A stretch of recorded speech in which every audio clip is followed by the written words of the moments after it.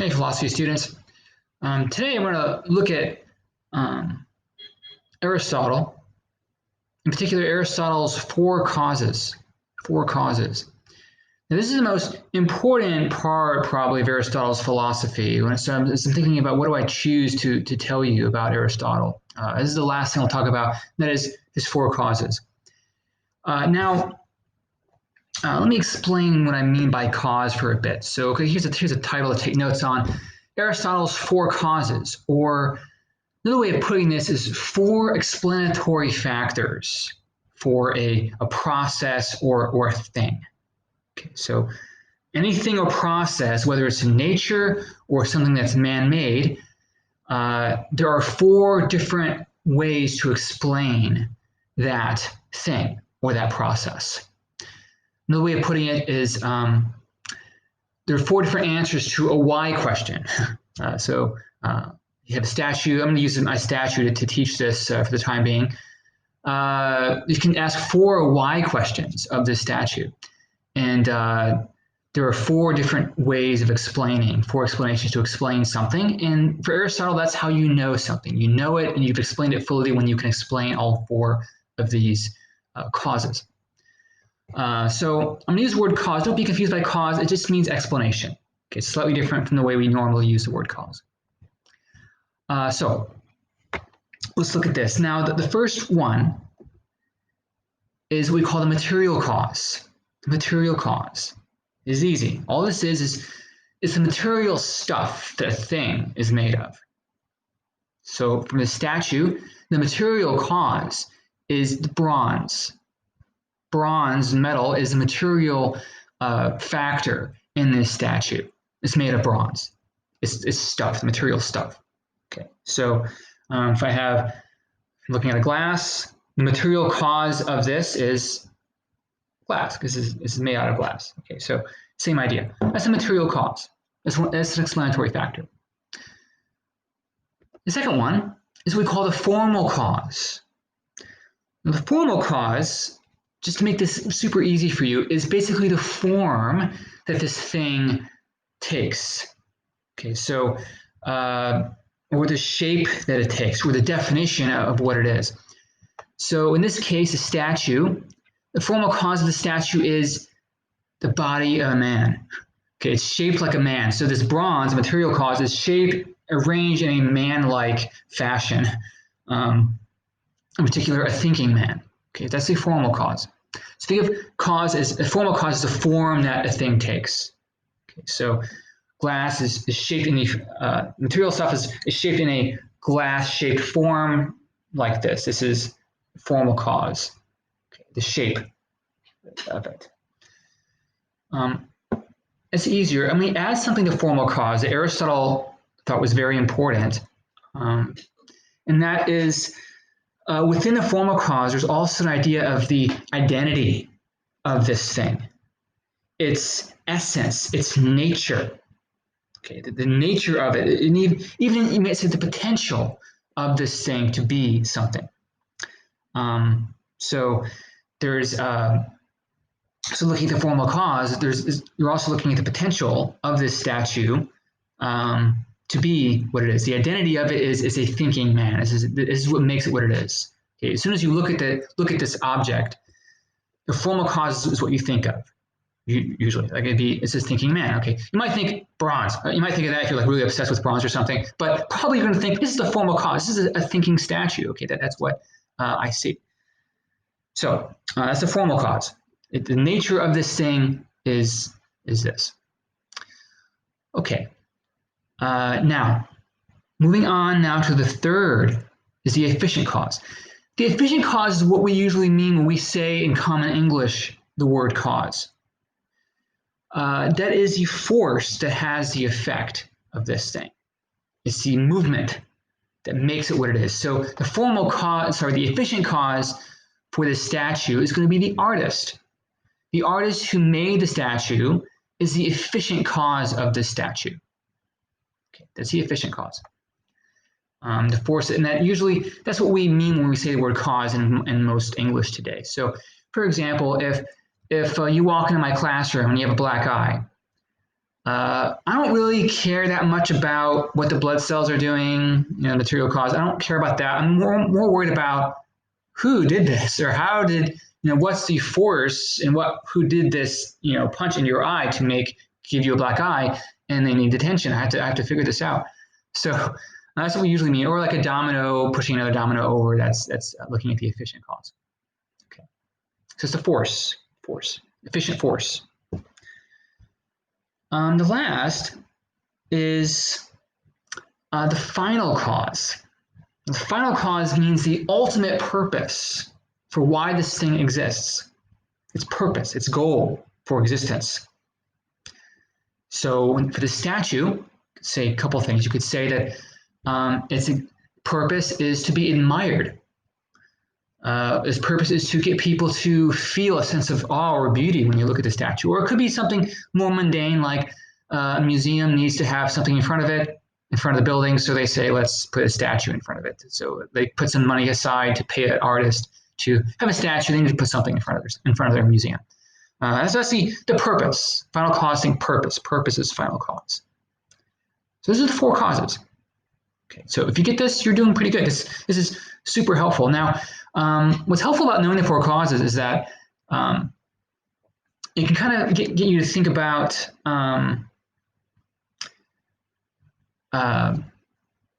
why there's a lot of ambiguity. So when people are debating something, you might find that it's hard to get a grasp on what they're talking about. And sometimes knowing that there's 4 different explanatory factors or areas of explanation can help you get more clarity sometimes when you're trying to debate something or even trying to understand something.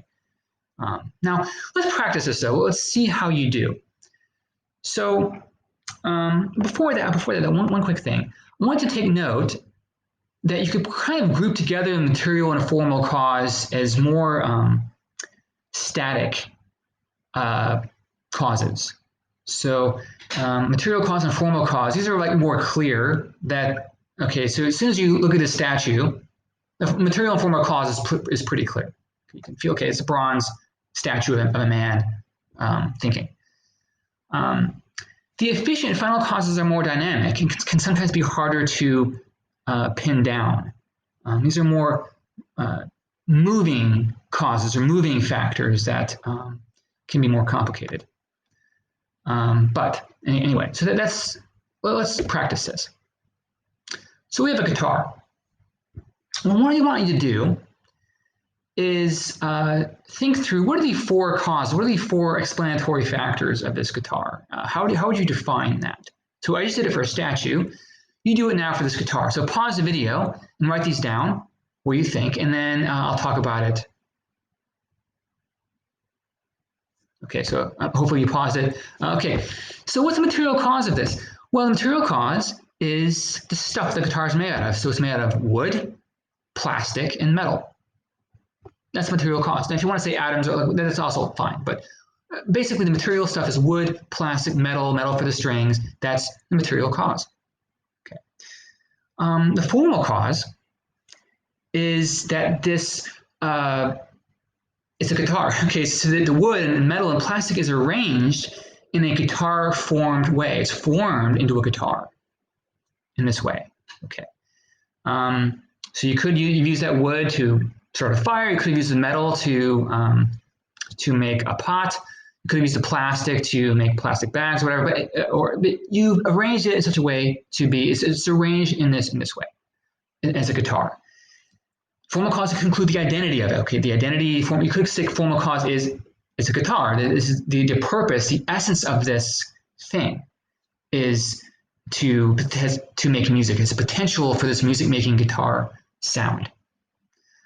Formal cause. So efficient cause would just be who made the guitar. So I happen to know this is a Taylor guitar. This is a company that makes it. So the craftsman who made it is the efficient cause. Final cause is the purpose of this. The purpose of this is to make music.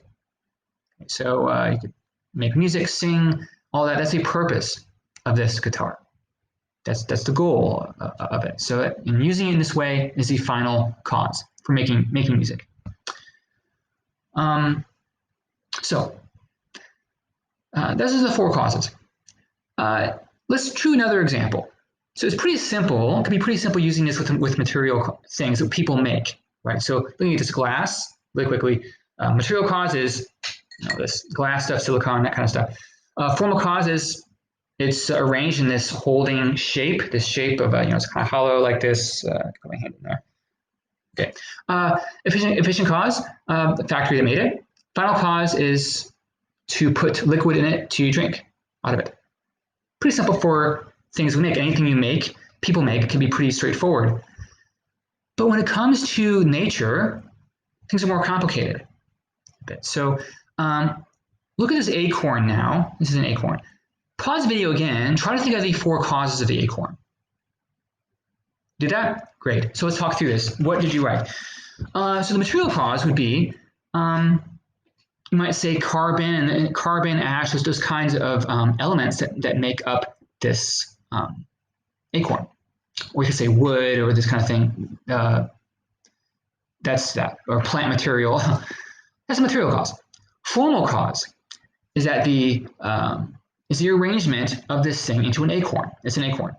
So the arrangement of the wood and this plant material into the meat, the embryo, the shell, forms this acorn. And there's a potential of this acorn to become a tree. There's a potentiality of it. And within this little acorn, there's the capacity to become a tree. It's in its nature to become a tree. That's a formal cause. Efficient cause is the force. So you could say that the oak tree is the efficient cause. That's what produced it's the force that grew the acorn. Final cause of the acorn is where it gets more difficult. What is the final cause? What's the purpose of this acorn? So this is a good way to introduce you now. There's debate about whether there even is a final cause in nature and what that final cause would be. Okay. So final cause is looking at ultimate purpose. Aristotle thought that everything has an ultimate purpose, a direction that it's going. So Aristotle would say that like a rock, it falls because it's heavy. It's in the nature of rocks to fall. So that's it. So what's the final cause? So you could just say there is no final cause. There's no ultimate purpose to why acorns are the way they are. They're just there. Or you could say, well, it's to reproduce. The final purpose is to reproduce more acorns. Or you could say that you could even say that the final cause of the acorn, it has a purpose that's more like a divine purpose. So you could say that the purpose of the acorn is to bring beauty and glory to the world, and to, let's say, if God has created the world, you could say that its final cause is to bring glory to what God and what God has made.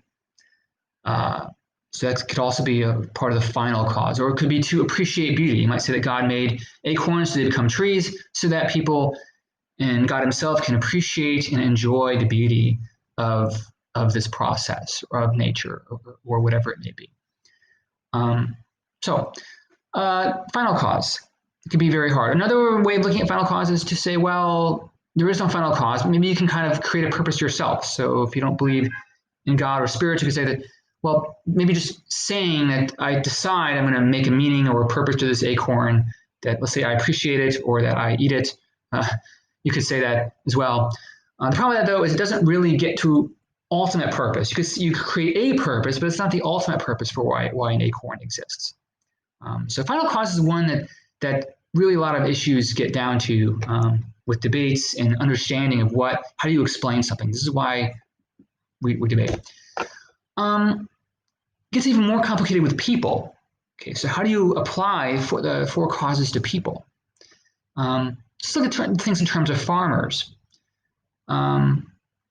So how do you explain a farmer being a farmer?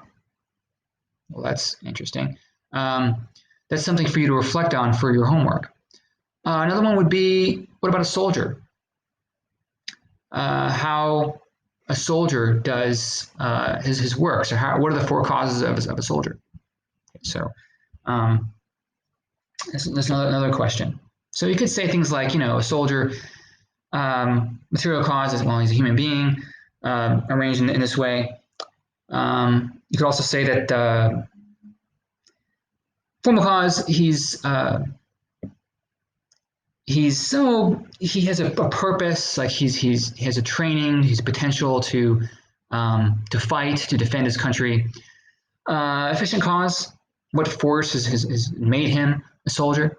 We look at that in a lot of different ways. You could look at it in terms of perhaps that's his family, perhaps he was inspired to become a soldier by looking at a magazine cover, or maybe he has some ideas of bravery or whatever that may be. Purpose, you say that to defend his country, or to advance his nation, or defend his family. But sometimes it's kind of harder to pin those things down. There's things that you could get into the realm of debate about there. Nonetheless, knowing the four causes can help explain things. It kind of helps you clarify what the categories are.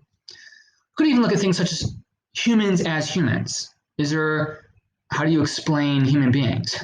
This can get especially into things such as, do human beings have an ultimate purpose? That kind of thing. So again, things you can reflect on in your homework. Now, I just wanted to add a couple of other explanations for things. One is that